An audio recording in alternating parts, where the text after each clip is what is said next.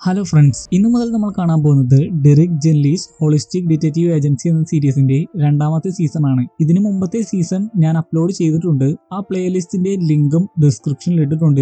രണ്ട് സീസണിന്റെയും കഥകൾ വ്യത്യസ്തമാണെങ്കിലും തീർച്ചയായും ആദ്യത്തെ സീസൺ കണ്ടു കഴിഞ്ഞാൽ മാത്രമേ രണ്ടാമത്തെ സീസണിലേക്ക് ഒരു കണ്ടിന്യൂറ്റി കിട്ടുകയുള്ളൂ. കുറഞ്ഞ പക്ഷം ആദ്യത്തെ സീസണിന്റെ അവസാനത്തെ എപ്പിസോഡ് എങ്കിലും കണ്ടിരിക്കണം. കഴിഞ്ഞ സീസണിൽ ടൈം ട്രാവലും സൈക്കിക് പവറുകളുമാണ് നമ്മൾ കണ്ടതെങ്കിൽ ഈ ഒരു സീസണിൽ അതിന്റെ കൂടെ മാജിക്കൽ പവറുകൾ കൂടി വരുന്നുണ്ട്. വീഡിയോയിലേക്ക് കടക്കുന്നതിന് മുമ്പ് പ്രധാനപ്പെട്ട ഒരു കാര്യം പറയാനുണ്ട്. ഞാൻ ഈ ഇംഗ്ലീഷ് സീരീസ് ചെയ്യാനുള്ള കാരണം നമ്മുടെ ചാനലിലേക്ക് പല കാറ്റഗറിയിലുള്ള വ്യൂവേഴ്സ് വരുന്നതിന് വേണ്ടിയാണ്. പ്രധാനമായിട്ടും നമ്മുടെ ചാനലിൽ ഇപ്പോൾ ഉള്ളത് ചൈനീസ് കൊറിയൻ സീരീസ് കാണുന്നവരാണ്, അതിൽ ഇൻട്രസ്റ്റ് ഉള്ളവരാണ്. എല്ലാ കാറ്റഗറിയിലുമുള്ള വ്യൂവേഴ്സിനെ കൊണ്ടുവരിക, സബ്സ്ക്രൈബേഴ്സിനെ കൂട്ടുക എന്നൊരു ഉദ്ദേശത്തോടു കൂടി തന്നെയാണ് ഇംഗ്ലീഷ് സീരീസും ഞാൻ സ്റ്റാർട്ട് ചെയ്തിരിക്കുന്നത്. അതുകൊണ്ട് തന്നെ നിങ്ങളുടെ സപ്പോർട്ട് പൂർണ്ണമായിട്ടും എനിക്ക് ആവശ്യമാണ്. നിങ്ങളുടെ സപ്പോർട്ട് ഉണ്ടെങ്കിൽ മാത്രമേ കൂടുതലായിട്ട് വീഡിയോസ് ചെയ്യാൻ എനിക്കും ഇൻട്രസ്റ്റ് ഉണ്ടാവുകയുള്ളൂ. അതുകൊണ്ട് ഇപ്പോൾ തന്നെ ഈ വീഡിയോ ലൈക്ക് ചെയ്യുക, മാക്സിമം ഹൈപ്പ് ചെയ്യുക. അതോടൊപ്പം തന്നെ ചാനൽ ആരെങ്കിലും സബ്സ്ക്രൈബ് ചെയ്യാതെയാണ് ഇപ്പോഴും വീഡിയോ കണ്ടുകൊണ്ടിരിക്കുന്നതെങ്കിൽ തീർച്ചയായും സബ്സ്ക്രൈബ് ചെയ്തിട്ട് കാണുക. അപ്പോൾ ഇനിയും പറഞ്ഞ് സമയം കളയുന്നില്ല, നമ്മുടെ വീഡിയോയിലേക്ക് കടക്കാം. എപ്പിസോഡിന്റെ തുടക്കത്തിലെ തന്നെ കാണിക്കുന്നത് ബാൻഡിമോർ എന്നൊരു മാജിക്കൽ ലാൻഡ് ആണ്. ഒരു കുട്ടിയുടെ വോയിസ് ഓവർ ആണ് നമുക്ക് കേൾക്കാനാകുന്നത്. ആ കുട്ടി പറയുന്നത് വേറൊന്നുമല്ല, ബാൻഡിമോറിലേക്ക് ഡാർക്ക്നെസ് വരാൻ പോകുന്നു. ഇതിനെല്ലാത്തിനും കാരണം മേജ് എന്നറിയപ്പെടുന്ന ആ ദുഷ്ട വിച്ചും അവന്റെ ആർമിയുമാണ്. ഇപ്പോൾ നിങ്ങൾക്ക് ഒരു സംശയം ഉണ്ടാകും, ആരാണ് ഈ മേജ്? അതിനുള്ള ഉത്തരം ഇവിടെ പറയുന്നില്ല, ഞാനും പറയുന്നില്ല. കാരണം അങ്ങനെ എല്ലാം ഡീറ്റെയിൽ ആയിട്ട് പറയുകയാണെങ്കിൽ ടൈം പോയിക്കൊണ്ടിരിക്കും. അതുകൊണ്ട് തന്നെ ഓരോ എപ്പിസോഡുകളും കഴിഞ്ഞ് മുന്നോട്ട് പോകും തോറും നിങ്ങൾക്ക് അതിനുള്ള ഉത്തരം എല്ലാം വളരെ ക്ലിയർ ആയിട്ട് കിട്ടും. പിന്നെ കാണിക്കുന്നത് ഇംഗൾനുക്കിലെ രാജകുമാരനായിട്ടുള്ള ട്രോസ്റ്റിനെ ഡെങ്ഡമോറിലെ രണ്ട് ആളുകൾ ഓടിച്ചിടുന്നതാണ്. ഈ ഇംഗൾനുക്കും ഡെങ്ഡമോറും വെന്റിമോറിലെ രണ്ട് ടെറിട്ടറികളാണെന്ന് നമുക്ക് വേണമെങ്കിൽ പറയാം. ഈ രണ്ട് രാജകുടുംബങ്ങളും തമ്മിൽ നല്ല ശത്രുതയിലാണ്. അതെങ്ങനെയാണ് ഉണ്ടായതെന്നും വരുന്ന എപ്പിസോഡുകളിൽ നമുക്ക് മനസ്സിലാകും. രാജകുമാരനായിട്ടുള്ള ട്രോസ്റ്റിനെ ആ രണ്ടു പേരും ഓടിച്ചിട്ട് ഒരു പ്രത്യേക സ്ഥലത്ത് എത്തിക്കഴിയുമ്പോൾ കവണി കൊണ്ട് അടിച്ചു വീഴ്ത്തിയിട്ട് പറയുകയാണ്, ഇനി നിനക്ക് രക്ഷപ്പെടാൻ ഒരു സ്ഥലവുമില്ല, ഞങ്ങളുടെ കുടുംബത്തിനോട് ചെയ്തതിനെല്ലാം ഞങ്ങൾ നിന്നോട് പ്രതികാരം ചെയ്യും. അപ്പോൾ ട്രോസ്റ്റ് പറയുന്നുണ്ട്, ഞാൻ നിങ്ങളെ പേടിച്ചോടിയതല്ല, നിങ്ങൾക്ക് രക്ഷപ്പെടാൻ ഒരു അവസരം നൽകിയതായിരുന്നു. പിന്നീട് അവിടെ നല്ലൊരു ഫൈറ്റ് തന്നെയാണ് നടക്കുന്നത്. എന്നാൽ നല്ല സ്കിൽഡ് ആയിട്ടുള്ള ട്രോസ്റ്റിന്റെ മുമ്പിൽ പിടിച്ചു നിൽക്കാൻ ആ രണ്ടു പേർക്കും സാധിക്കുന്നില്ല. ഒരാളുടെ കൈവിരലുകൾ അറുക്കപ്പെടുന്നു, മറ്റേയാളുടെ മൂക്കിൽ നല്ല രീതിയിൽ പരിക്കേൽക്കുന്നു. അപ്പോഴേക്കും ഡെങ്ഡമോറിലെ രാജകുമാരനായിട്ടുള്ള സീലാസ് അവന്റെ പവർഫുൾ ആയിട്ടുള്ള അംഗരക്ഷകനായിട്ടുള്ള വെയ്ഗറുമായിട്ട് അവിടെ എത്തുന്നു. നേരത്തെ ട്രോസ്റ്റിനെ അറ്റാക്ക് ചെയ്ത രണ്ടുപേരെയും ട്രോസ്റ്റ് അവിടെ നിന്ന് ഓടിച്ചിട്ടുണ്ടായിരുന്നു. സീലാസ് വന്നു കഴിയുമ്പോൾ തന്നെ നല്ലൊരു ഫൈറ്റ് ആണ് അവിടെ ഉണ്ടാവുക എന്നാണ് കരുതിയത്. പക്ഷേ അങ്ങനെയൊന്നുമല്ല ഉണ്ടായത്. അവർ തമ്മിലുള്ള സ്നേഹപ്രകടനമാണ് അവിടെ ഉണ്ടായത്. അതായത് അവർ ഗേ ആണ്. രണ്ട് കുടുംബങ്ങളും തമ്മിൽ ഒരു മിസ്അണ്ടർസ്റ്റാൻഡിങ്ങിന്റെ പുറത്താണ് ഈ പ്രശ്നങ്ങളൊക്കെ ഉണ്ടായിരിക്കുന്നതെന്ന് അവർക്ക് രണ്ടുപേർക്കും നല്ലവണ്ണം അറിയാം. ഇതിന്റെ പിന്നിൽ ആരോ ഉണ്ടെന്നും അവർക്കറിയാം. സീലസ് ഇതേ സമയം പറയുന്നുണ്ട്, മേജസ് അവന്റെ ആർമിയുമായിട്ട് വരുന്നതിന് മുമ്പ് ഈ പ്രശ്നങ്ങളെല്ലാം അവസാനിപ്പിക്കണമെന്ന്. ട്രോസ്റ്റ് പറയുകയാണ്, അതിന് ഒരേ ഒരു മാർഗം മാത്രമേ ഉള്ളൂ, പ്രവചനം പൂർത്തിയാക്കണം. സീലാസും അതിനെ സപ്പോർട്ട് ചെയ്യുന്നു. അപ്പോഴേക്കും ഡെങ്ഡമോറിലെ മറ്റുള്ള പട്ടാളക്കാരും അങ്ങോട്ട് വരികയാണ് എന്ന് മനസ്സിലാക്കി ട്രോസ്റ്റ് അവിടുന്ന് ഓടിപ്പോകുന്നു. പോകുന്ന സമയത്ത് സീലസ് പറയുന്നുണ്ട്, പ്രവചനം പൂർത്തിയാക്കണം, ഡെറിക് ജെൻലിയെ കണ്ടുപിടിക്കണം. പിന്നെ വീണ്ടും കഴിഞ്ഞ സീസണിൽ നമ്മൾ കണ്ട ആ ഒരു വേൾഡിലേക്ക് വരുന്നു. അതായത് ആ മാജിക്കൽ ലാൻഡിന് പുറത്ത് നടക്കുന്ന സംഭവങ്ങളാണ് കാണിക്കുന്നത്. ഇങ്ങനെ ഈ രണ്ട് സ്ഥലങ്ങളും മാറി മാറിയായിരിക്കും കഥയിലുടനീളം കാണിക്കുന്നത്. വെന്റിമോർ എന്ന മാജിക്കൽ ലാൻഡ് കാണിക്കുന്നു, അതോടൊപ്പം തന്നെ സാധാരണ വേൾഡും കാണിക്കുന്നു. നമ്മുടെ സാധാരണ വേൾഡിലാകട്ടെ ആദ്യമേ തന്നെ കാണിക്കുന്നത് ഡെറിക് ജെൻലിയാണ്. അവൻ ഇപ്പോൾ തടവിലാണ്. കഴിഞ്ഞ സീസണിന്റെ അവസാനത്തിൽ നമ്മൾ കണ്ടതാണ് സർജന്റ് ഹ്യൂഗോ അവനെ പിടിച്ചുകൊണ്ട് പോകുന്നത്. അവന് സൈക്കിക് പവറുകൾ ഉണ്ടോ എന്ന് തെളിയിക്കുന്നതിന് വേണ്ടി നിർബന്ധപൂർവ്വം ഒരുപാട് ടെസ്റ്റുകളാണ് അവനെ കൊണ്ട് ചെയ്യിപ്പിക്കുന്നത്. എന്നാൽ ഒന്നിലും തന്നെ അവൻ വിജയിക്കുന്നില്ല. കാരണം അത്രമാത്രം സൈക്കിക് പവറുകൾ ഒന്നും അവനില്ല. 1000-ലധികം പരീക്ഷണങ്ങളാണ് അവനെ കൊണ്ട് നടത്തിച്ചത്, അതും 2 മാസത്തിലധികമായി. എന്നിട്ടും റിസൾട്ട് ഒന്നും കണ്ടില്ല എന്ന് കണ്ടപ്പോൾ സർജന്റ് തന്നെ ഡയറക്റ്റ് ആയിട്ട് അവനോട് സംസാരിച്ചു. പക്ഷേ ഡയറക്റ്റ് ആയിട്ട് മീറ്റ് ചെയ്തിട്ടായിരുന്നില്ല. തനിക്ക് ഒരു സൂപ്പർ പവറും ഇല്ല എന്ന് ഡെറിക് പലതവണ ആവർത്തിച്ച് പറയുന്നുണ്ട്. എന്നാൽ അവന് സൂപ്പർ പവറുകൾ ഉണ്ട് എന്ന് തന്നെയാണ് സർജന്റും ആവർത്തിച്ച് പറയുന്നത്. ഈ സമയം തന്നെ തന്റെ ഫ്രണ്ട്സിനെ പറ്റി ഡെറിക് ചോദിക്കുന്നതായിട്ട് നമുക്ക് കേൾക്കാം. അതിന് സർജന്റ് പറയുന്ന മറുപടി അവരെ പിടിക്കാനായില്ല, അവർ ഓടിപ്പോയി എന്നൊക്കെയാണ്. വീണ്ടും നിർബന്ധപൂർവ്വം ഡെറിക്കിനെ കൊണ്ട് പരീക്ഷണങ്ങൾ ചെയ്യിപ്പിക്കുന്നു, അവൻ പരാജയപ്പെടുന്നു. ഇത് തന്നെയാണ് ആവർത്തിച്ചുകൊണ്ടിരിക്കുന്നത്. നമ്മുടെ ടോഡിനെയും ഫാറയെയും നോക്കുകയാണെങ്കിൽ ഇപ്പോഴും അവർ ഡെറിക്കിനെ അന്വേഷിച്ച് നടക്കുകയാണ്. പല സ്ഥലങ്ങളിലും അന്വേഷിച്ച് നടന്നിട്ടും അവർ ഡെറിക്കിനെ കണ്ടില്ല.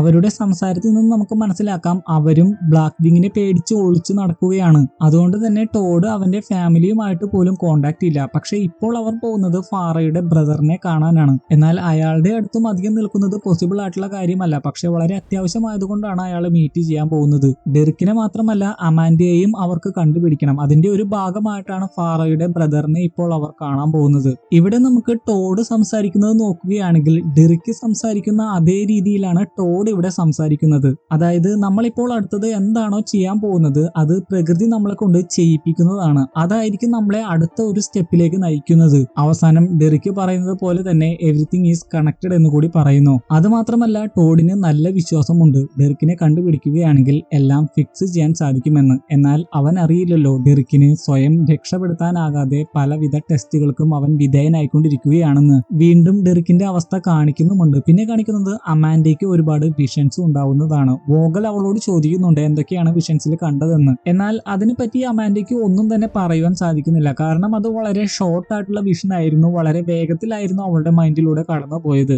വോഗൽ ആകട്ടെ ആകുലതയോട് ചോദിക്കുന്നത് മാർട്ടിനെയും മറ്റുള്ളവരെയും കണ്ടുവോ എന്നാണ്. അമാൻഡ അതിന് ഉത്തരം പറയുന്നത് അവർ സൗത്ത് സൈഡിലാണെന്ന് മാത്രമാണ്. വേറെ അവൾക്ക് ഒന്നും തന്നെ പറയാൻ സാധിക്കുന്നില്ല. എങ്കിലും അവരെ കണ്ടുപിടിക്കുമെന്ന് പറഞ്ഞ് അമാൻഡ വോഗലിനെ ആശ്വസിപ്പിക്കുന്നു. എന്നാൽ അപ്പോഴേക്കും അവിടെ ഉണ്ടായിരുന്ന സെക്യൂരിറ്റിക്കാരൻ ഇത് പ്രൈവറ്റ് പ്രോപ്പർട്ടി ആണ്, ഇവിടെ നിൽക്കാൻ പാടില്ല, പോലീസിനെ വിളിക്കുമെന്നൊക്കെ പറയുമ്പോൾ അമാൻഡയ്ക്കും വോഗലിനും അത് ഇഷ്ടമാകുന്നില്ല. വോഗൽ അയാളുടെ അടുത്തേക്ക് ഓടിപ്പോകുന്നതായിട്ടും കാണിക്കുന്നുണ്ട്. അറ്റാക്ക് ചെയ്യാൻ പോകുന്നതാണെന്നാണ് തോന്നുന്നത്. പിന്നെ കാണിക്കുന്നത് ഫാറ അവളുടെ ബ്രദറിനെ മീറ്റ് ചെയ്യുന്നതാണ്. അവളുടെ ബ്രദർ അപ്പോൾ അവൾക്ക് ഒരു ഫോൺ കൊടുക്കുന്നുണ്ട്. ആ ഫോണിനെ ആർക്കും പെട്ടെന്ന് അങ്ങനെ ട്രാക്ക് ചെയ്യാൻ സാധിക്കുന്നില്ല. അവർ തമ്മിലുള്ള ഒരു കമ്മ്യൂണിക്കേഷന് വേണ്ടിയാണ് അത് കൊടുക്കുന്നത്. അവിടെ എത്തിയപ്പോൾ തന്നെ ഇത് വല്ല ട്രാപ്പ് ആയിരിക്കുമോ എന്നോർത്ത് ടോഡ് ഭയപ്പെട്ടിരുന്നു. എന്നാൽ ഭയപ്പെട്ട പോലെയൊന്നും സംഭവിച്ചില്ല.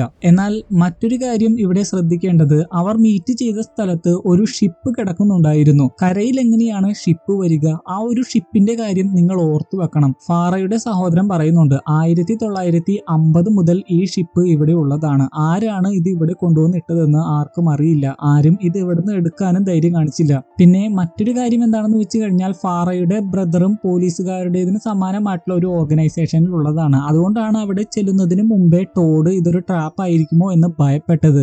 FBI-യുടെയും ബ്ലാക്ക് വിങ്ങിന്റെയും അടക്കം ഒരുപാട് ആളുകളുടെ വാണ്ടഡ് ലിസ്റ്റിൽ പെട്ടതാണ് ഫാറയും ടോഡും എല്ലാം. ഇതെല്ലാം എങ്ങനെയാണ് സംഭവിച്ചതെന്ന് ഫാറയുടെ സഹോദരൻ ചോദിക്കുന്നതായിട്ട് നമുക്ക് കാണാം. അപ്പോൾ കഴിഞ്ഞ സീസണിൽ നടന്ന കാര്യങ്ങളടക്കം ഇതുവരെ സംഭവിച്ച എല്ലാ കാര്യങ്ങളും ഫാറ അയാൾക്ക് പറഞ്ഞു കൊടുക്കുന്നതായിട്ട് നമുക്ക് കാണാം. ഇതേ സമയം തന്നെ ടോഡ് മിററിലൂടെ ഒരു പോലീസ് വണ്ടി അവരുടെ വണ്ടിയുടെ അടുത്തേക്ക് വരുന്നതായിട്ട് കാണുന്നു. അവൻ ഫാറയെ ഉച്ചത്തിൽ വിളിക്കുന്നുണ്ട്. എന്നാൽ ഫാറ ദൂരത്തിലായതുകൊണ്ട് അത് കേൾക്കുന്നില്ല. അതുകൊണ്ട് തന്നെ അവനെ മനസ്സിലാക്കാതിരിക്കാൻ അവൻ ഉടനെ തന്നെ ഒരു കറുത്ത കണ്ണട എടുത്തു വെക്കുന്നു. ഫാറയുടെ സഹോദരനാകട്ടെ ഇതേ സമയം മറ്റൊരു കാര്യം അവളോട് ചോദിക്കുന്നുണ്ട്. എന്തിനാണ് അവന്റെ അക്കൗണ്ട് ഹാക്ക് ചെയ്തതെന്ന്. അത് ഡെറിക് ജെന്റിയെ കുറിച്ച് മനസ്സിലാക്കാനാണെന്ന് ഫാറ പറയുന്നു. ഇതൊന്നും തന്നെ ഫാറയുടെ സഹോദരന് ഇഷ്ടമാകുന്നില്ല. ടോഡിനെയും എല്ലാവരെയും വിട്ട് അവന്റെ അടുത്തേക്ക് വരാനാണ് ഫാറയോട് അയാൾ പറയുന്നത്. അവളെ അവൻ പ്രൊട്ടക്ട് ചെയ്തോളാം എന്നൊക്കെ പറയുന്നു. അതുമാത്രമല്ല ഒരു മാസത്തിന് മുമ്പ് അസുഖം കൂടി അവരുടെ ഫാദർ മരിച്ച കാര്യവും പറയുന്നുണ്ട്. അതെല്ലാം കേട്ട് ഫാറയ്ക്ക് ഒരുപാട് വിഷമമാകുന്നു. അവൾക്ക് ഒരു ഫോൺ കൊടുത്തില്ലേ, അതിന്റെ ഉദ്ദേശം വേറൊന്നുമല്ല. എപ്പോഴെങ്കിലും അവളുടെ മനസ്സ് മാറുകയാണെങ്കിൽ അയാളെ വിളിച്ചാൽ മതി,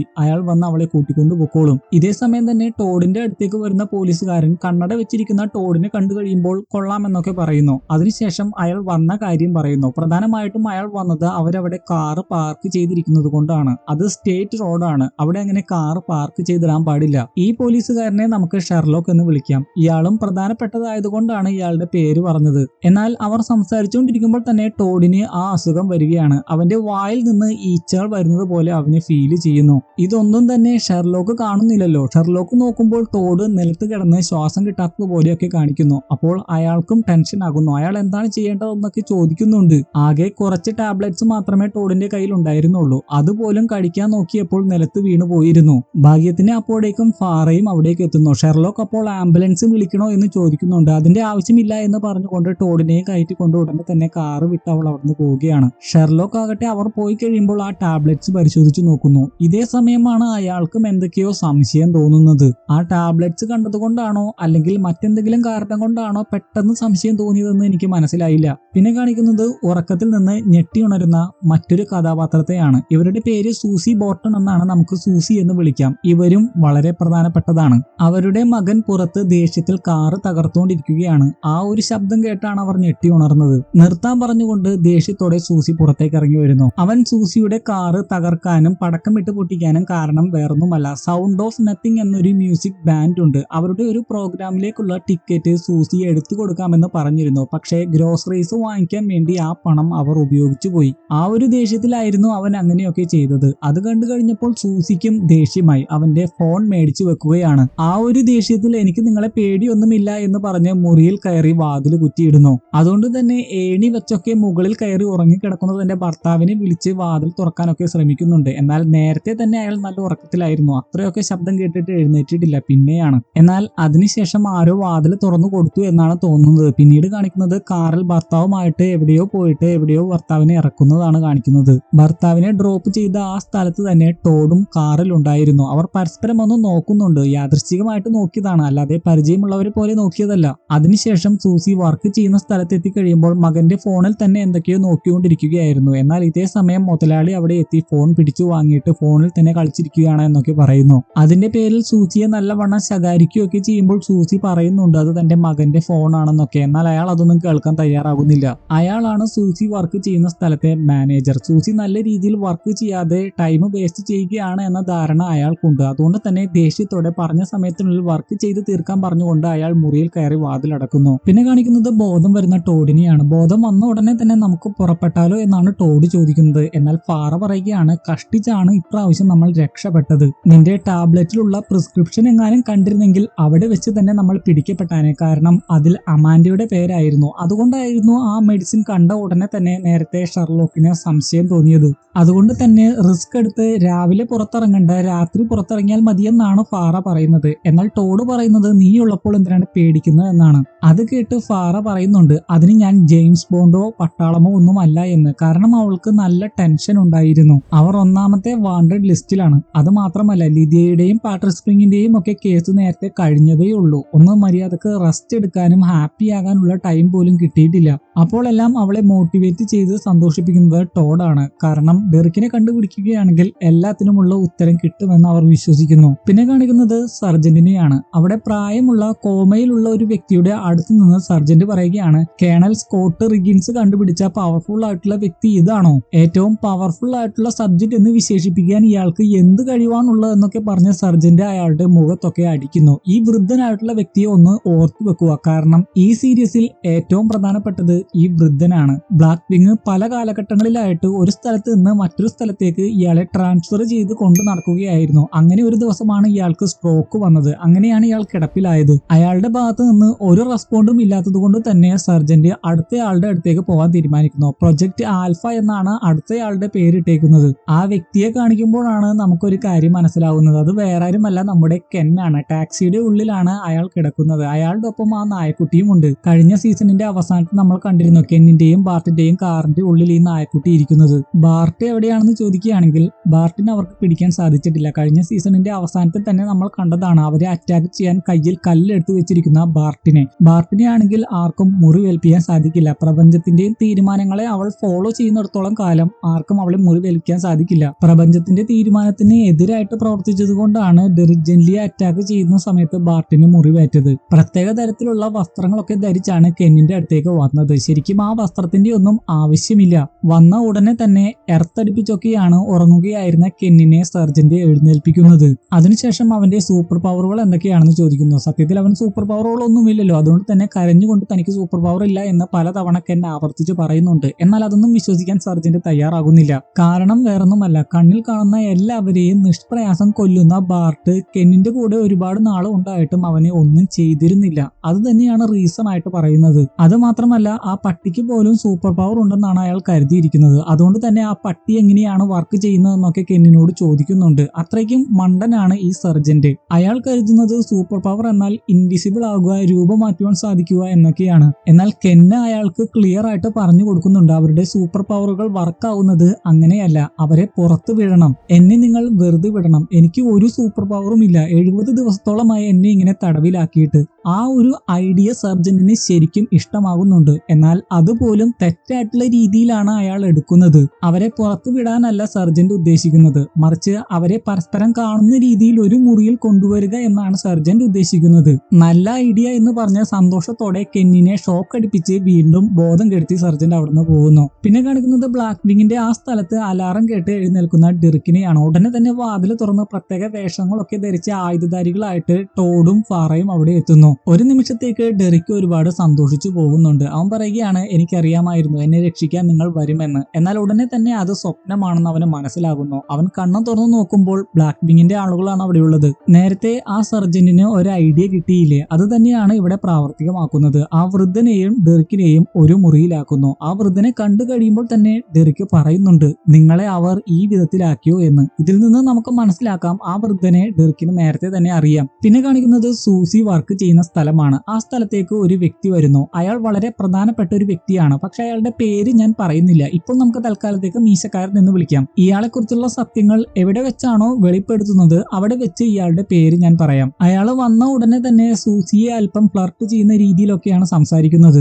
അവിടെ സൂസിയുടെ ചെറുപ്പകാലത്തെ ഒരു ഫോട്ടോ ഉണ്ടായിരുന്നു. ഏതോ ഒരു കോമ്പറ്റീഷന്റെ ഭാഗമായിട്ട് എടുത്ത ഫോട്ടോ ആയിരുന്നു. അതിനെക്കുറിച്ചൊക്കെ സംസാരിക്കുമ്പോൾ വളരെ ഹാപ്പി ആയിട്ടാണ് അവൾ സംസാരിക്കുന്നത്. അന്നൊക്കെ എല്ലാവർക്കും സൂസിയോട് നല്ല ബഹുമാനമായിരുന്നു. പക്ഷെ ഇന്ന് അങ്ങനെയല്ല. അവൾക്ക് പ്രായമായിരിക്കുന്നു. അവൾക്ക് അവളുടെ തന്നെ മിസ്റ്റേക്ക് മൂലം ആക്സിഡന്റ് ഉണ്ടായി മുടന്തും പറ്റിയിരിക്കുന്നു. സൂസിയുടെ മനസ്സ് വായിക്കുന്നത് പോലെയാണ് എല്ലാ കാര്യങ്ങളും സൂസിയിൽ നിന്ന് ചോദിച്ച് അയാൾ മനസ്സിലാക്കിയത്. ഇതിൽ നിന്ന് തന്നെ നമുക്ക് മനസ്സിലാക്കാം അയാൾക്ക് എന്തോ സ്പെഷ്യാലിറ്റി ഉണ്ട്. അയാൾ വന്നതാകട്ടെ അവിടുത്തെ മാനേജറിനെ തേടിയാണ്. മീശക്കാരൻ വിളിച്ചു കഴിഞ്ഞാൽ മാനേജർ വാതിൽ തുറക്കില്ല എന്ന് മനസ്സിലാക്കിയത് കൊണ്ടായിരിക്കാം സൂസിയെ കൊണ്ടാണ് മാനേജറിനെ വിളിപ്പിക്കുന്നത്. മാനേജർ ആകട്ടെ വാതിൽ തുറന്നു കഴിയുമ്പോൾ മീശക്കാരനെ കാണുകയും സൂസിയെ ഒന്ന് ദേഷ്യത്തോടെ നോക്കുകയും ചെയ്യുന്നു. അതിനുശേഷം മാനേജറും മീശക്കാരനും തമ്മിൽ സംസാരിക്കുന്നു. അവർ രണ്ടുപേരും തമ്മിൽ എന്തോ ഒരു ബിസിനസ് ഉണ്ട്. എന്നാൽ ആ ഒരു ബിസിനസ് പിന്തുടർന്നു പോകാൻ മാനേജറിന് ഒട്ടും താല്പര്യമില്ല. എന്തോ ഇല്ലീഗൽ ആയിട്ടുള്ള കാര്യമാണ് മീശക്കാരന്റെ കൂടെ ചേർന്ന് മാനേജർ ചെയ്തത്. കാശിന് വളരെ അത്യാവശ്യമായതുകൊണ്ടാണ് അയാൾ അങ്ങനെ ചെയ്തത്. പക്ഷേ ക്രിമിനൽസിന്റെ കൂടെയാണ് താൻ ഡീലിങ്സ് നടത്തുന്നതെന്ന് മനസ്സിലാക്കിക്കൊണ്ടാണ് മാനേജർ അതിൽ നിന്ന് പിന്തിരിഞ്ഞത്. അത് കേട്ട് മീശക്കാരൻ അവിടുന്ന് പോകാൻ ഒരുങ്ങിയതായിരുന്നു. എന്നാൽ പെട്ടെന്ന് തന്നെ എന്തോ ആലോചിച്ച് സൂസിയുടെ അടുത്ത് പതുക്കെ വന്ന് അവളുടെ കയ്യിലുണ്ടായിരുന്ന പെൻസിൽ വാങ്ങി പെട്ടെന്ന് തന്നെ ആ മാനേജറിനെ പല പ്രാവശ്യവും കുത്തി നിഷ്പ്രയാസം കൊന്നു കളയുകയാണ്. അതെല്ലാം കണ്ട് ഞെട്ടിത്തെറിച്ച് നിൽക്കാനേ സൂസിക്കായുള്ളൂ. മീശക്കാരനാകട്ടെ ചോരയിൽ കുതിർന്ന കൈ സൂസിയുടെ കയ്യിലും പിടിക്കുന്നു. പിന്നെ കാണിക്കുന്നത് ഫാറയും ടോഡും കൂടി ബ്ലാക്ക് വിങ്ങിന്റെ അണ്ടറിലുള്ള ഏതോ ഒരു സ്ഥലത്തേക്ക് വന്നിരിക്കുന്നതാണ്. ഏതോ ഒരു ഫയൽസ് പരിശോധിക്കുന്ന സമയത്താണ് ഫാറയ്ക്ക് ആ സ്ഥലത്തെ കുറിച്ചുള്ള വിവരം കിട്ടിയത്. ടോഡ് അവിടെ എത്തിയ ഉടനെ തന്നെ വളരെ ഉത്സാഹത്തോടെയാണ് എല്ലായിടത്തും അന്വേഷണം നടത്താമെന്ന് പറയുന്നത്. എന്നാൽ ഫാറ പറയുന്നത് അവിടെ ഒന്നും തന്നെ ഉണ്ടാകില്ല എന്നാണ്. കാരണം CCTV പോലും തുരുമ്പ് പിടിച്ച അവസ്ഥയിലാണ്. ഫാറ അത് പറഞ്ഞു തീരും മുമ്പേ ടോഡ് എങ്ങനെയൊക്കെയോ നുഴഞ്ഞ് അതിന്റെ ഉള്ളിൽ കയറിയിരുന്നു. അതിനുശേഷം കുറച്ച് നടന്ന് എത്തിച്ചേരുന്നത് കാട് പിടിച്ച് ഒരുപാട് നാളായിട്ട് പൂട്ടിക്കിടക്കുന്നതിന് സമാനമായിട്ടുള്ള ഒരു വീടിന്റെ അടുത്താണ്.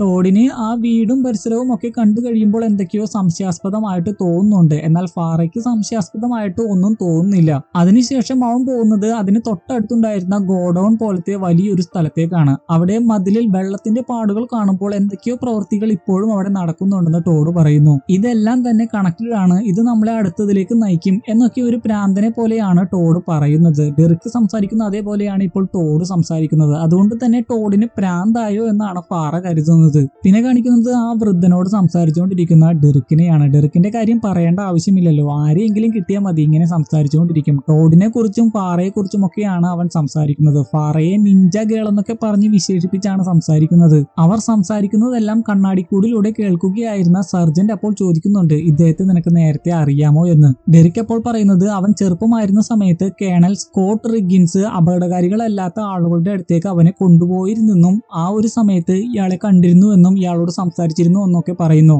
പക്ഷേ ഇപ്പോൾ എന്തുകൊണ്ടാണ് അയാൾ ക്ഷീണിച്ച് ഈ അവസ്ഥയിലായിരിക്കുന്നത് എന്ന് ചോദിക്കുമ്പോൾ അയാൾക്ക് സ്ട്രോക്ക് വന്നതുകൊണ്ടാണെന്ന് സർജന്റ് പറയുന്നു. അതെല്ലാം കേട്ട് അവസാനം ഡെറിക് ചോദിക്കുന്നുണ്ട്, അപ്പോൾ ഇയാളെ സുഖപ്പെടുത്താനാണോ എന്നെ ഇങ്ങോട്ട് കൊണ്ടുവന്നത്? ഇതൊന്നും തന്നെ നടക്കാൻ പോകുന്നില്ല. നിർബന്ധപൂർവ്വം ഇതെല്ലാം ചെയ്യിപ്പിക്കുകയാണെങ്കിൽ അതിന്റെ അനന്തരഫലം വളരെ വലുതായിരിക്കും. ഈ പ്രപഞ്ചം തന്നെ അതിനെതിരെ പ്രവർത്തിക്കും. അത് ഓൾറെഡി സ്റ്റാർട്ട് ചെയ്തിട്ടുണ്ടാകാം. നിങ്ങൾ ശ്രദ്ധിക്കാത്തത് കൊണ്ടായിരിക്കാം. അത് കേട്ട് സർജന്റിന് നല്ല ദേഷ്യമാകുന്നു. അവനെ പിടിച്ചു കൊണ്ടുപോകാൻ പറയുന്നു. പിടിച്ചു കൊണ്ടുപോകുന്ന സമയത്ത് ഞാനൊരു മിഷൻ അല്ല, ഇത് വർക്ക് ആവാൻ പോകുന്നില്ല എന്നൊക്കെ ഡെറിക് പലതവണ ആവർത്തിച്ച് പറയുന്നുണ്ട്. അത് മാത്രമല്ല സർജന്റിന്റെ കയ്യിൽ ഡെറിക്കിന്റെ ടോയും ഇരിക്കുന്നുണ്ട്. ഈ ടോയ് നോട്ടീസ് ചെയ്യാൻ കഴിഞ്ഞ സീസൺ മുതലേ ഞാൻ പറയുന്നതാണ്. ഈ സീസണിൽ ഇതിന്റെ പ്രാധാന്യം നിങ്ങൾക്ക് മനസ്സിലാക്കുവാൻ സാധിക്കും. പിന്നെ കാണിക്കുന്നത് പോലീസ് സ്റ്റേഷനാണ്. അവിടെ നമുക്ക് മറ്റൊരു ക്യാരക്ടറിനെ കൂടി കാണാം. ആ ക്യാരക്ടറിന്റെ പേര് ടീന എന്നാണ്. വളരെ ഫണ്ണി ആയിട്ടുള്ള ഒരു ക്യാരക്ടറാണ് അവരുടേതെന്ന് കണ്ടാൽ തന്നെ അറിയാം. മദ്യപിച്ച് അല്പം ആടിയൊക്കെയാണ് അവർ പോലീസ് സ്റ്റേഷനിലേക്ക് വരുന്നത്. ഷെർലോക്ക് ടീനയോട് ഇത്രയും നേരം നീ എവിടെയായിരുന്നു എന്ന് ചോദിച്ചപ്പോൾ അല്പം മദ്യപിച്ച് ഉറങ്ങിപ്പോയതാണെന്ന് അവർ പറയുന്നു.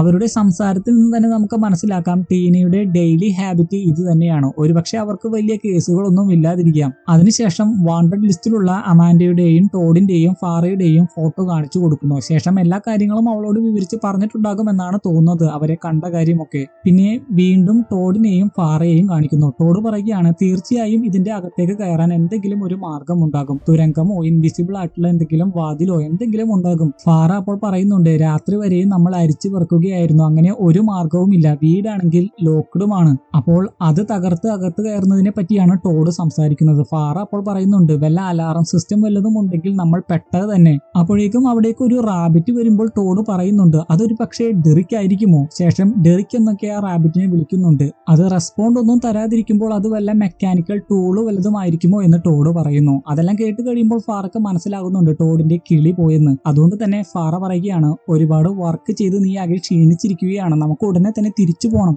ഡയറക്റ്റ് ആയിട്ട് അവന്റെ കിളി പോയ കാര്യം പറയുന്നില്ല. അപ്പോഴേക്കും ആ മുയലും അവിടുന്ന് ഓടിപ്പോകുന്നു. അതിനെ പിടിക്കാനാകട്ടെ ടോഡും അതിന്റെ പുറകെ ഓടുന്നു. ഫാറയ്ക്കാണെങ്കിൽ ഒന്നും പറയാനാകുന്നില്ല. പിന്നെ കാണിക്കുന്നത് രക്തം പുരണ്ട കൈ കഴുകിക്കൊണ്ടിരിക്കുന്ന സൂസിയാണ്. അവളുടെ അടുത്തേക്ക് തോക്കുമായിട്ട് കുറെ ആളുകൾ വരുന്നു. മീശക്കാരന്റെ ആളുകൾ തന്നെയാണ് അത്. സൂസിയെയും കൊല്ലാൻ പറഞ്ഞിട്ടുണ്ടെന്നാണ് തോന്നുന്നത്. കാരണം സൂസിയെ ഒരു സ്ഥലത്ത് കൊണ്ടുവന്ന് തോക്കിമുനയിലാണ് നിർത്തിയിരിക്കുന്നത്. സൂസി അപ്പോൾ കരഞ്ഞുകൊണ്ട് പറയുന്നുണ്ട്, എന്തിനാണ് എന്നെ കൊല്ലുന്നത്, ഞാൻ നിങ്ങളുടെ കൂടെയല്ലേ, ഇത്രയും നേരം അതിന് കാവലിരിക്കുകയായിരുന്നില്ലേ, ദൈവമേ ഞാൻ എന്തെങ്കിലും തെറ്റ് ചെയ്തിട്ടുണ്ടോ, ഇങ്ങനെയൊക്കെ മരിക്കാൻ ഞാൻ അത്രയ്ക്കും വലിയ പാപിയാണോ. ഇതെല്ലാം കേട്ട് ദേഷ്യത്തോടെ അവർ സൂസിയോട് മിണ്ടാതിരിക്കാൻ പറയുന്നു. അതിനുശേഷം മീശക്കാരൻ കൊടുത്ത ബുക്കും മന്ത്രവടിയും ഒക്കെ ഉപയോഗിച്ചാണ് സൂസിയെ കൊല്ലുവാൻ ശ്രമിക്കുന്നത്. തോക്ക് മാറ്റിയപ്പോൾ സൂസി കരുതിയത് തന്നെ വെറുതെ വിട്ടു എന്നാണ്. ആ ബുക്കും മന്ത്രവടിയും എല്ലാം അവർക്ക് കൊടുത്തത് മീശക്കാരനാണല്ലോ. മീശക്കാരനെ അവർ വിളിക്കുന്നത് മറ്റൊരു പേരിലാണ്, ദ മേജ്. ഇപ്പോൾ നിങ്ങൾ വിചാരിക്കുന്നുണ്ടാകും, വാൻഡിമോറിലെ മേജ് എങ്ങനെയാണ് ഇവിടെ വന്നതെന്ന്. അതിനുള്ള ഉത്തരം കുറച്ച് കഴിയുമ്പോൾ നിങ്ങൾക്ക് കിട്ടും. സൂസിയെ കൊല്ലുവാൻ ഉദ്ദേശിക്കുന്ന ആള് മാന്ത്രിക പുസ്തകം ഉപയോഗിച്ച് അതിലെ വാക്കുകൾ ഉപയോഗിച്ചാണ് സൂസിയെ കൊല്ലുവാൻ ഉദ്ദേശിക്കുന്നത്. എന്നാൽ അതൊന്നും തന്നെ അയാൾക്ക് വായിക്കാൻ സാധിക്കുന്നില്ല. അതേതോ ചൈനീസ് ആണെന്നാണ് അയാൾ പറയുന്നത്. അതിനുശേഷം സ്റ്റിക്ക് ഉപയോഗിച്ച് എന്തൊക്കെയോ മന്ത്രവാക്കുകൾ ഉച്ചരിക്കുന്നുണ്ടെങ്കിലും സൂസിക്ക് ഒന്നും തന്നെ സംഭവിക്കുന്നില്ല. അത് കണ്ട് അയാളുടെ കൂടെയുള്ളവർ അയാളെ കളിയാക്കി ചിരിക്കുകയൊക്കെ ചെയ്യുന്നു. വേറെ കുറച്ച് ആളുകൾ നേരത്തെ മരിച്ച മാനേജറുടെ ഡെഡ് ബോഡി അവിടെ ഉണ്ടായിരുന്ന വലിയ വേസ്റ്റ് ഡംപ് ചെയ്യുന്ന സ്ഥലത്ത് കൊണ്ടുവന്ന് ഇടുന്നതായിട്ടും കാണിക്കുന്നു. അവരെല്ലാവരും കളിയാക്കുന്നത് കേട്ടപ്പോൾ താൻ ഈ മന്ത്രത്തിലും തന്ത്രത്തിലും ഒന്നും വിശ്വസിക്കുന്നില്ല. മേജ് പറയുന്നത് പോലെ ഒന്നും കൊല്ലേണ്ട ആവശ്യമില്ല, എങ്ങനെയെങ്കിലും ഇവളെ കൊന്നാ പോരെ എന്ന് പറഞ്ഞ് ഷൂട്ട് ചെയ്ത് അവളെ കൊല്ലാൻ പോകുമ്പോൾ തന്നെ മറ്റൊരാൾ ചാടി വന്ന് അവന്റെ കൈ അറുക്കുന്നു. ഒട്ടും പ്രതീക്ഷിക്കാതെ പാഞ്ഞു വന്നായിരുന്നു അവന്റെ കൈ അറുത്തിട്ടത്. അതിനുശേഷം നിഷ്പ്രയാസം എല്ലാവരെയും വെടിവെച്ച് കൊല്ലുന്നു. അത് വേറെ ആരുമല്ല, നമ്മുടെ ബാർട്ട് തന്നെയാണ്. എല്ലാവർക്കും കൃത്യം ഹെഡ് ഷോട്ട് തന്നെയാണ് കിട്ടിയത്. അവസാനം സൂസിയെയും കൊല്ലാൻ വന്നതാണ്. പക്ഷേ സൂസി കരഞ്ഞുകൊണ്ട് തന്നെ ഒന്നും ചെയ്യരുത് എന്ന് പലതവണ ആവർത്തിച്ചു പറഞ്ഞു. അത്രയൊക്കെ കരഞ്ഞ് അപേക്ഷിച്ചത് കൊണ്ട് തന്നെ ബാർട്ട് സൂസിയെ വെറുതെ വിടുന്നു. എന്നാൽ സൂസിയുടെ മുഖത്ത് ഹാപ്പിനെസ് ഒന്നും കാണാത്തത് കൊണ്ട് തന്നെ അവളോട് നിർബന്ധിച്ച് ചിരിക്കാൻ പറയുന്നു. അവസാനം കെന്നിനെ പോലത്തെ ഒരു ഫ്രണ്ട് കൂടെ ഇല്ലാത്തത് കൊണ്ട് തന്നെ സൂസിയെ അവളുടെ കൂടെ വിളിക്കുന്നു. എന്നാൽ പേടിച്ചു പോയ സൂസി അതിന് തയ്യാറാകുന്നില്ല. ബാർട്ട് പറഞ്ഞതുപോലെ പല്ല് കാണിച്ച് ചിരിച്ച പോലെയാണ് സൂസി അവിടെ നിന്നതെങ്കിലും അതോടൊപ്പം തന്നെ ടെൻഷൻ അടിച്ച് ഒരുപാട് വിറക്കുന്നുമുണ്ടായിരുന്നു. സൂസി കൂടെ വരാത്തത് കൊണ്ട് തന്നെ ബാർട്ട് വീണ്ടും സൂസിയെ കൊല്ലാൻ ഒരുങ്ങുന്നു. അപ്പോഴേക്കും പേടിച്ച് അവൾ വീട്ടിൽ പോകണമെന്ന് പറയുന്നു. അത് കേട്ട് ഒരുപാട് വിഷമവും ദേഷ്യവും ആകുന്ന ബാർട്ട് പ്രപഞ്ചത്തോട് എന്ന പോലെ പറയുകയാണ്, പ്രപഞ്ചമേ, എനിക്ക് ഒരു ഫ്രണ്ട്സും ഇല്ല, അതുകൊണ്ട് തന്നെ നീ പറയുന്നതൊന്നും ഞാൻ അനുസരിക്കാൻ പോകുന്നില്ല. എന്നാൽ ആ ഒരു ടെൻഷനിൽ അറിയാതെ അലമുറയിട്ട് കരഞ്ഞു പോവുകയാണ് സൂസി. ഇതേ സമയം തന്നെ അവിടെ വീണ് കിടക്കുകയായിരുന്ന മാജിക്കൽ സ്റ്റിക്കും അവളുടെ കയ്യിലേക്ക് വന്നിരിക്കുന്നു. നേരത്തെ ആ കള്ളന്മാർ ഉച്ചരിച്ച അതേ വാക്കും അറിയാതെ സൂസി ഉച്ചരിച്ചു പോകുന്നുണ്ട്. അതിന്റെ ഫലമായിട്ട് ആ മാജിക്കൽ സ്റ്റിക്കിൽ നിന്ന് എന്തൊക്കെയോ പവർ ബാർട്ടിനെ വന്ന് ഇടിച്ച് തെറിപ്പിക്കുന്നു. ഒരു പവർഫുൾ ആയിട്ടുള്ള അറ്റാക്ക് തന്നെയാണ് ആ മാജിക്കൽ സ്റ്റിക്കിൽ നിന്ന് വന്നിരിക്കുന്നത്. പക്ഷേ ബാർട്ട് ആയതുകൊണ്ട് എന്തായാലും നമുക്ക് മരിക്കില്ല എന്ന് പറയാം, കാരണം പ്രപഞ്ചം അതിന് സമ്മതിക്കില്ല. സൂസി ആകട്ടെ അപ്പോഴേക്കും താനിത് അറിയാതെ ചെയ്തു പോയതാണ്, സോറി എന്നൊക്കെ പറഞ്ഞ് അവിടെ ഉണ്ടായിരുന്ന ആ മാജിക്കൽ ബുക്കും എടുത്തുകൊണ്ടാണ് അവിടുന്ന് പോകുന്നത്. പിന്നെ വീണ്ടും മുയലിനെ പിടിക്കാൻ ശ്രമിച്ചുകൊണ്ടിരിക്കുന്ന ടോഡിനെയും ഫാറയെയും കാണിക്കുന്നു. പക്ഷെ ഇപ്പോഴും ആ മുയലിനെ കണ്ടു കിട്ടിയിട്ടില്ല. ഫാറ അപ്പോൾ വിഷമത്തോടെ വേറെ നിവർത്തിയില്ലാതെ ടോഡിനോട് പറയുന്നുണ്ട്, 5 മണിക്കൂറിലധികമായി നമ്മളിപ്പോൾ ആ മുയലിന്റെ പുറകെ നടക്കുന്നു. അത് മാത്രമല്ല രാവിലെ 5 മണിയുമായി. ഇതെല്ലാം തന്നെ നിന്റെ ഡിലൂഷൻ ആണ്, ഇതൊന്നും റിയൽ അല്ല. എനിക്ക് കഴിയുന്നതിന്റെ പരമാവധി ഞാൻ നിനക്ക് ചെയ്തു തന്നിട്ടുണ്ട്. ഗവൺമെന്റ് സർവേഴ്സ് ഹാക്ക് ചെയ്തു, ഫേക്ക് ഐഡി ഉണ്ടാക്കി, കാറ് മോഷ്ടിച്ചു, അങ്ങനെ പലതും. അപ്പോഴും അവൻ സംസാരിക്കുന്നത് ഡെറിക് തന്റെ ജീവിതത്തിലേക്ക് വരുന്നതിന് മുമ്പുള്ള കാര്യങ്ങളൊക്കെയാണ്. ഡെറിക് അവന്റെ ജീവിതത്തിലേക്ക് വരുന്നതിന് മുമ്പ് ശരിക്കും തകർന്ന ഒരു ജീവിതമായിരുന്നു അവന്റേത്. അതുമാത്രമല്ല ഫാറ കരുതിയിരിക്കുന്നത് ഡെറിക്കിനെ തിരികെ കൊണ്ടുവരാൻ ടോഡ് ആഗ്രഹിക്കുന്നത് ടോഡിന്റെ അസുഖം മാറുവാനാണെന്നാണ്. എന്നാൽ ടോഡ് പറയുന്നുണ്ട്, എന്റെ അസുഖം മാറാനാണ് ഞാൻ ഡെറിക്കിനെ തിരികെ കൊണ്ടുവരുന്നത് എന്നാണോ നീ കരുതിയത്? ഒരിക്കലുമില്ല. അമാൻഡയെ എങ്ങനെയെങ്കിലും തിരികെ കൊണ്ടുവരണം. അത് ഡെറിക്കിന് മാത്രമേ സാധിക്കുള്ളൂ. എന്നിട്ടും ഫാറ അത് കേൾക്കാൻ തയ്യാറാകുന്നില്ല. ഫാറ പറയുന്നത് ഇങ്ങനെയാണ്, നീ ഒരിക്കലും ഡെറിക് ആകില്ല. എവരിത്തിങ് കണക്റ്റഡ് സ്റ്റഫ് ഒക്കെ അവന് മാത്രമേ വർക്ക് ആവുകയുള്ളൂ. ടോഡ് അപ്പോൾ പറയുന്നുണ്ട്, ഡെറിക്കിനെ നമുക്ക് രക്ഷിക്കണ്ടേ, അവൻ തിരികെ വന്നാൽ മാത്രമേ എല്ലാം നോർമൽ ആകുകയുള്ളൂ. അമാൻഡെ അവസാനമായിട്ട് എന്നെയാണ് വിളിച്ചത്. എത്രയൊക്കെ പ്രശ്നം ഉണ്ടായാലും അവൾ എന്നെ വിളിച്ചില്ലേ, അതുകൊണ്ട് തന്നെ തീർച്ചയായും അവളുടെ കൂടെ ഞാൻ ഉണ്ടാകും. അവനോട് ഇനിയും പറഞ്ഞിട്ട് കാര്യമില്ല എന്ന് മനസ്സിലാക്കി ഫാറ ചോദിക്കുകയാണ്, അപ്പോൾ ഇനി എന്ത് ചെയ്യണമെന്നാണ് നീ പറയുന്നത്? എന്തെങ്കിലും അത്ഭുതം സംഭവിക്കുന്നത് വരെ വെറുതെ ഇങ്ങനെ അലഞ്ഞു തിരിഞ്ഞ് നടക്കണമെന്നാണോ? അതിന് അവൻ ഉത്തരം പറയുന്നതിന് മുമ്പേ ആകാശത്ത് നിന്ന് ഒരു കാറ് വന്ന് അവിടെ പതിക്കുകയാണ്. ആ കാറ് എങ്ങനെയാണ് അവിടെ വന്ന് പതിച്ചതെന്നൊക്കെ പിന്നീട് നമുക്ക് മനസ്സിലാക്കാം. എങ്കിലും ഒരു പ്രോബബിലിറ്റിയും ഇല്ലാത്ത ആ ഒരു സംഭവം അവിടെ നടന്നതുകൊണ്ട് തന്നെ ടോഡ് ഒരുപാട് ഹാപ്പി ആകുന്നു. അവിടെ ഒരു റോഡും ഇല്ല, എന്നിട്ടും എങ്ങനെയാണ് ആകാശത്ത് നിന്ന് ഒരു കാർ അവിടെ വന്ന് പതിച്ചത്? അതായത് അവരെ ഡെറിക്കിലേക്ക് നയിച്ച ഒരു വഴിയാണത്. ടോഡ് പറയുന്നത് പോലെ എവരിത്തിങ് ഈസ് കണക്റ്റഡ്. നമ്മൾ എന്തെങ്കിലും ചെയ്താൽ മതി, പ്രപഞ്ചം നമ്മളെ അങ്ങോട്ട് നയിച്ചോളും. ഡെറിക്കിന്റെ വാക്കുകളാണ് ടോഡ് ഇവിടെ ഫോളോ ചെയ്തത്. ഇതേ സമയം തന്നെ പൂട്ടിയിട്ടിരിക്കുന്ന ആ വീടിന്റെ ഉള്ളിലേക്ക് മേജ് കയറുന്നതായിട്ട് കാണിക്കുന്നു. അയാൾക്ക് ഒരുപാട് മാജിക്കൽ പവേഴ്സ് ഉണ്ടല്ലോ. പിന്നെ ആ മാജിക്കൽ ബുക്കും സ്റ്റിക്കുമായിട്ട് വീട്ടിലെത്തിയിരിക്കുന്ന സൂസിയെ കാണിക്കുന്നു. കാറിൽ പോകുന്ന വോഗലിനെയും അമാൻഡയെയും കാണിക്കുന്നു. കാറിന്റെ ഉള്ളിൽ തടവറയിലായിരിക്കുന്ന കെന്നിനെ കാണിക്കുന്നു. ഉറങ്ങിക്കൊണ്ടിരിക്കുന്ന ഡെറിക്കിനെ ക്യാമറയിലൂടെ നിരീക്ഷിക്കുന്ന സർജന്റിനെ കാണിക്കുന്നു. സർജന്റ് ഉറക്കം വന്ന് അവിടുന്ന് പോകുന്നതായിട്ടും പിന്നീട് കാണിക്കുന്നു. സർജന്റ് അവിടുന്ന് പോയി കഴിയുമ്പോഴാണ് സർജന്റിന്റെ കയ്യിലുണ്ടായിരുന്ന ഡെറിക്കിന്റെ ആ ടോയ് അനങ്ങുന്നത്. സർജന്റിന്റെ കയ്യിൽ അത് എങ്ങനെയാണ് വന്നതെന്ന് അറിയാമോ? കഴിഞ്ഞ സീസണിന്റെ അവസാനത്തിൽ ആ ടോയ് മാർട്ടിന്റെ കരങ്ങളിലായിരുന്നല്ലോ. അങ്ങനെയാണ് അത് സർജന്റിന്റെ കരങ്ങളിൽ എത്തുന്നത്. മാർട്ടിൻ അടക്കം റൗഡി 3-ലെ 3 പേരെയും ബ്ലാക്ക് പിങ്ക് പിടിച്ചിട്ടുണ്ടായിരുന്നു. ഇനി നമുക്ക് ആ ടോയിയെ കുറിച്ച് സംസാരിക്കാം. ആ ടോയ് പതുക്കെ പതുക്കെ അനങ്ങി നിലത്തേക്ക് വീഴുമ്പോൾ ഒരു എലിയായിട്ട് മാറുന്നു, പിന്നീട് ഒരു പേപ്പർ ആയിട്ട് മാറുന്നു, ബോൾ ആയിട്ട് മാറുന്നു, കുമിളകളായിട്ട് മാറുന്നു. അങ്ങനെ കുറെ ഷേപ്പ് ഷിഫ്റ്റിംഗ് ഒക്കെ നടത്തി അവസാനം ഒരു പെണ്ണായിട്ട് മാറി ഡെറിക്കിന്റെ അടുത്ത് എത്തുന്നു. അവളെ കാണുമ്പോൾ തന്നെ ഡെറിക്ക് ചോദിക്കുന്നുണ്ട്, നീ എന്താണ് ഇവിടെയെന്ന്. ഇതിൽ നിന്ന് നമുക്ക് മനസ്സിലാക്കാം ഡെറിക്കിന് ഇവളെ അറിയാം. ആദ്യത്തെ സീസണിന്റെ തുടക്കത്തിലെ തന്നെ ഈ ടോയിയെ നമ്മൾ കണ്ടത് ഡെറിക്കിന്റെ കൂടെയാണല്ലോ. ഡെറിക്കിന്റെ ടോയി ആയിട്ടാണല്ലോ നമ്മൾ ആദ്യം ഇതിനെ കണ്ടത്. മോണ വിൽഡർ എന്നാണ് ഈ ക്യാരക്ടറിന്റെ പേര്, അതുകൊണ്ട് നമുക്ക് മോണ എന്ന് വിളിക്കാം. മറ്റൊരു പ്രധാനപ്പെട്ട കാര്യം എന്താണെന്ന് വെച്ച് കഴിഞ്ഞാൽ ബ്ലാക്ക് വിങ്ങിന്റെ ഒരു സബ്ജക്റ്റ് ആണ് മോണയും. പ്രൊജക്ട് ലാമിയ എന്നാണ് അറിയപ്പെടുന്നത്. മണ്ടനായിട്ടുള്ള സർജന്റിന് ഇതിനെപ്പറ്റി ഒരു അറിവുമില്ല എന്നാണ് കരുതുന്നത്. കാരണം കേണല് ഒരു റിപ്പോർട്ട് അയാൾക്ക് കൊടുത്തിട്ടുണ്ടായിരുന്നു. അത് ഇവൻ വായിച്ചിട്ട് പോലും ഇല്ല എന്ന് കഴിഞ്ഞ സീസണിൽ പറഞ്ഞിരുന്നു. വീണ്ടും കഥയിലേക്ക് വരാം. മോണ ഡെറിക്കിന്റെ അടുത്ത് പറയുകയാണ്, ആൺകുട്ടിയെ കണ്ടുപിടിക്കണം. അതിനുശേഷം ഒരു ഗ്ലാസ് വെള്ളം ഡെറിക്കിന്റെ മേത്തേക്ക് ഒഴിക്കുന്നു. ഉടനെ തന്നെ ബെഡിന്റെ ഉള്ളിലൂടെ അവൻ അപ്രത്യക്ഷമാകുന്നു. എന്തായിരിക്കും മോണ ഉദ്ദേശിച്ചത്? ആൺകുട്ടി എന്ന് ഉദ്ദേശിച്ചത് ആരെയാണ്? എല്ലാത്തിനുമുള്ള ഉത്തരം കുറച്ച് എപ്പിസോഡുകൾ കഴിയുമ്പോൾ തന്നെ നമുക്ക് കിട്ടും. എന്തായാലും ഈ ഒരു സീനോട് കൂടി ഈ എപ്പിസോഡ് ഇവിടെ അവസാനിക്കുകയാണ്. ഇന്നത്തെ വീഡിയോ ഇഷ്ടപ്പെട്ടെങ്കിൽ തീർച്ചയായും ലൈക്ക് ചെയ്യാൻ മറക്കരുത്. അതോടൊപ്പം തന്നെ ഹൈപ്പ് ചെയ്യുക. ചാനൽ ഇതുവരെയും സബ്സ്ക്രൈബ് ചെയ്യാത്തവരുണ്ടെങ്കിൽ ഉടനെ തന്നെ സബ്സ്ക്രൈബ് ചെയ്യുക. അപ്പോൾ അടുത്ത വീഡിയോ നമ്മൾ വീണ്ടും കാണുന്നവരെ ഗുഡ് ബൈ.